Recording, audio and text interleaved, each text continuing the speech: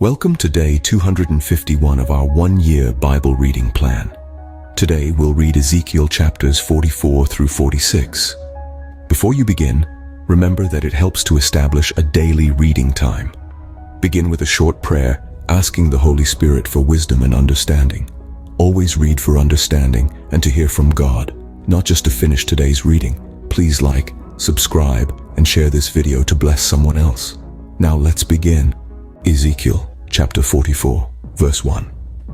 Then the man brought me back to the outer gate of the sanctuary, the one facing east, and it was shut. The Lord said to me, "This gate is to remain shut. It must not be opened. No one may enter through it.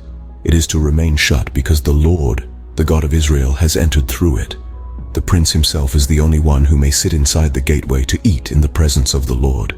He is to enter by way of the portico of the gateway and go out the same way." Then the man brought me by way of the north gate to the front of the temple. I looked and saw the glory of the Lord filling the temple of the Lord, and I fell face down. The Lord said to me, "Son of man, look carefully, listen closely, and give attention to everything I tell you concerning all the regulations and instructions regarding the temple of the Lord. Give attention to the entrance to the temple and all the exits of the sanctuary. Say to rebellious Israel, this is what the sovereign Lord says. Enough of your detestable practices, people of Israel. In addition to all your other detestable practices, you brought foreigners uncircumcised in heart and flesh into my sanctuary, desecrating my temple while you offered me food, fat, and blood, and you broke my covenant. Instead of carrying out your duty in regard to my holy things, you put others in charge of my sanctuary. This is what the sovereign Lord says. No foreigner uncircumcised in heart and flesh is to enter my sanctuary, not even the foreigners who live among the Israelites." Verse 10. The Levites who went far from me when Israel went astray, and who wandered from me after their idols, must bear the consequences of their sin. They may serve in my sanctuary, having charge of the gates of the temple and serving in it. They may slaughter the burnt offerings and sacrifices for the people, and stand before the people, and serve them. But because they served them in the presence of their idols, and made the people of Israel fall into sin, therefore I have sworn with uplifted hand that they must bear the consequences of their sin, declares the sovereign Lord. They are not to come near to serve me as priests, or come near any of my holy things, or my most holy offerings. They must bear the shame of their detestable practices, and I will appoint them to guard the temple for all the work that is to be done in it. But the Levitical priests, who are descendants of Zadok, and who guarded my sanctuary when the Israelites went astray from me, are to come near to minister before me. They are to stand before me to offer sacrifices of fat and blood, declares the sovereign Lord. They alone are to enter my sanctuary. They alone are to come near my table to minister before me and serve me as guards. When they enter the gates of the inner court, they are to wear linen clothes. They must not wear any woolen garment while ministering at the gates of the inner court or inside the temple. They are to wear linen turbans on their heads and linen undergarments around their waists. They must not wear anything that makes them perspire. When they go out into the outer court where the people are, they are to take off the clothes they have been ministering in, and are to leave them in the sacred rooms, and put on other clothes, so that the people are not consecrated through contact with their garments. Verse 20. They must not shave their heads or let their hair grow long, but they are to keep the hair of their heads trimmed. No priest is to drink wine when he enters the inner court. They must not marry widows or divorced women. They may marry only virgins of Israelite descent or widows of priests. They are to teach my people the difference between the holy and the common, and show them how to distinguish between the unclean and the clean. In any dispute, the priests are to serve as judges and decided according to my ordinances. They are to keep my laws and my decrees for all my appointed festivals, and they are to keep my Sabbaths holy.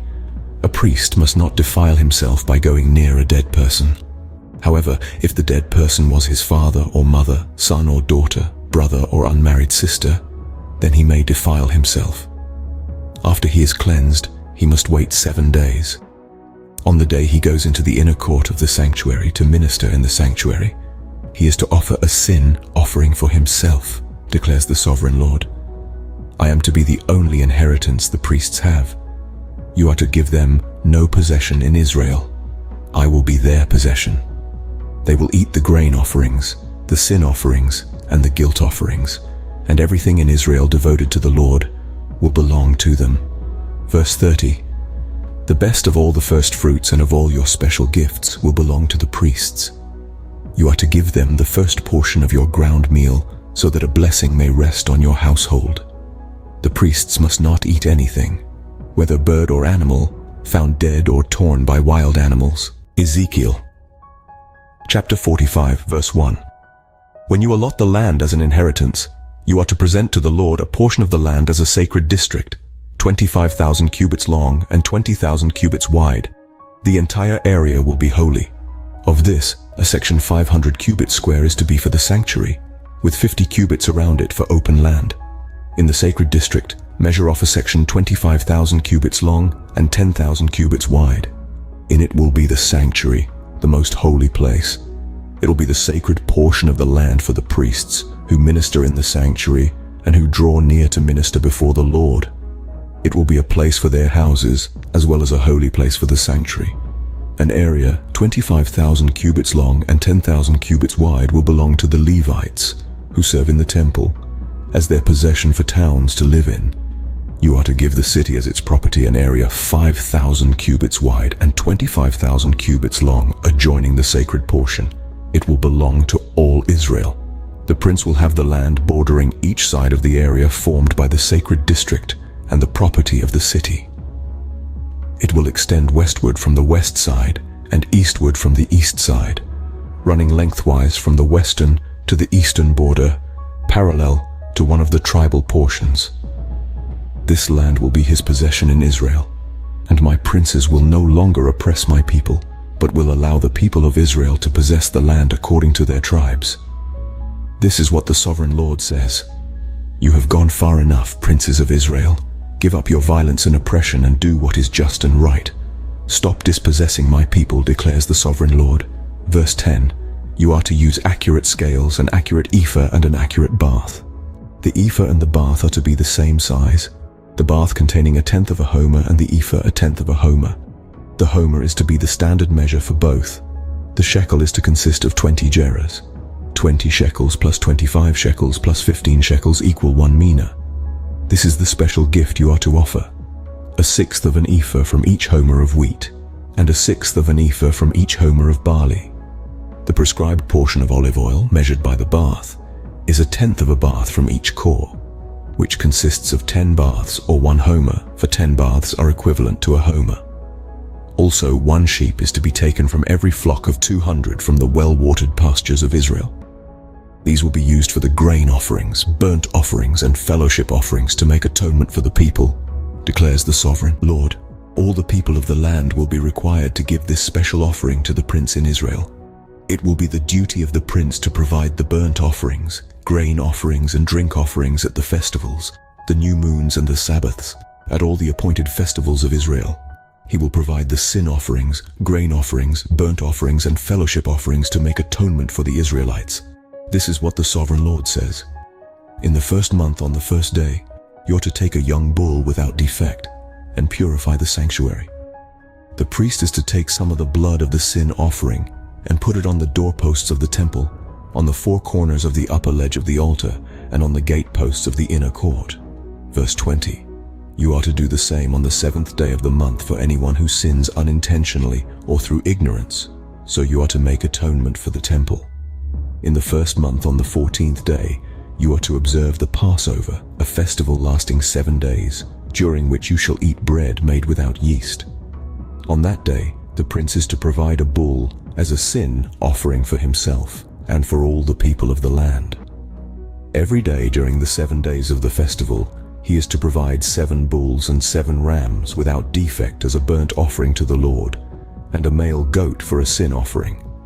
He is to provide as a grain offering an ephah for each bull and an ephah for each ram, along with a hin of olive oil for each ephah. During the 7 days of the festival, which begins in the 7th month on the 15th day, he is to make the same provision for sin offerings, burnt offerings, grain offerings, and oil. Ezekiel chapter 46, verse 1. This is what the sovereign Lord says. The gate of the inner court facing east is to be shut on the 6 working days, but on the Sabbath day and on the day of the new moon it is to be opened. The prince is to enter from the outside through the portico of the gateway and stand by the gatepost. The priests are to sacrifice his burnt offering and his fellowship offerings. He is to bow down in worship at the threshold of the gateway and then go out. But the gate will not be shut until evening. On the Sabbaths and new moons, the people of the land are to worship in the presence of the Lord at the entrance of that gateway. The burnt offering the prince brings to the Lord on the Sabbath day is to be 6 male lambs and a ram, all without defect. The grain offering given with the ram is to be an ephah, and the grain offering with the lambs is to be as much as he pleases, along with a hin of oil for each ephah. On the day of the new moon, he is to offer a young bull, 6 lambs and a ram, all without defect. He is to provide as a grain offering 1 ephah with the bull, 1 ephah with the ram, and with the lambs as much as he wants to give, along with a hin of oil with each ephah. When the prince enters, he is to go in through the portico of the gateway, and he is to come out the same way.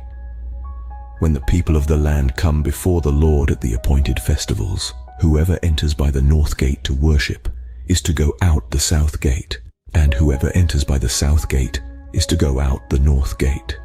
No one is to return through the gate by which they entered, but each is to go out the opposite gate. Verse 10. The prince is to be among them, going in when they go in, and going out when they go out.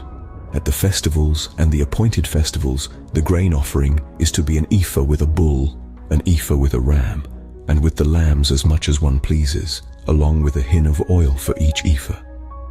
When the prince provides a free will offering to the Lord, whether a burnt offering or fellowship offerings, the gate facing east is to be opened for him.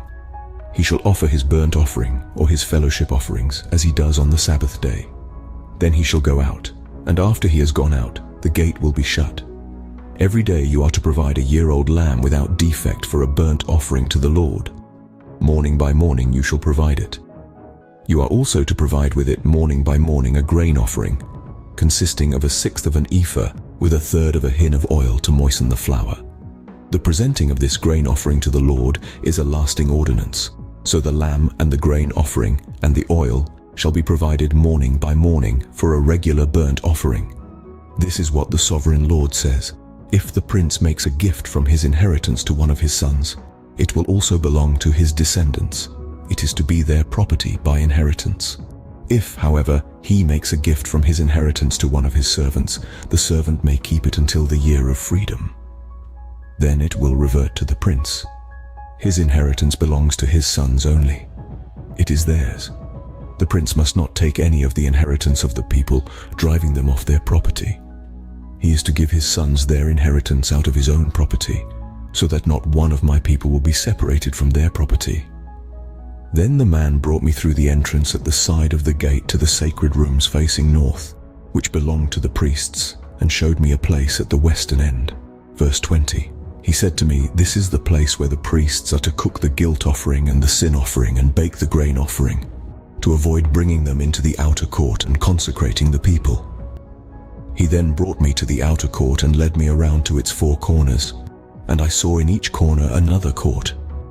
In the 4 corners of the outer court were enclosed courts, 40 cubits long and 30 cubits wide.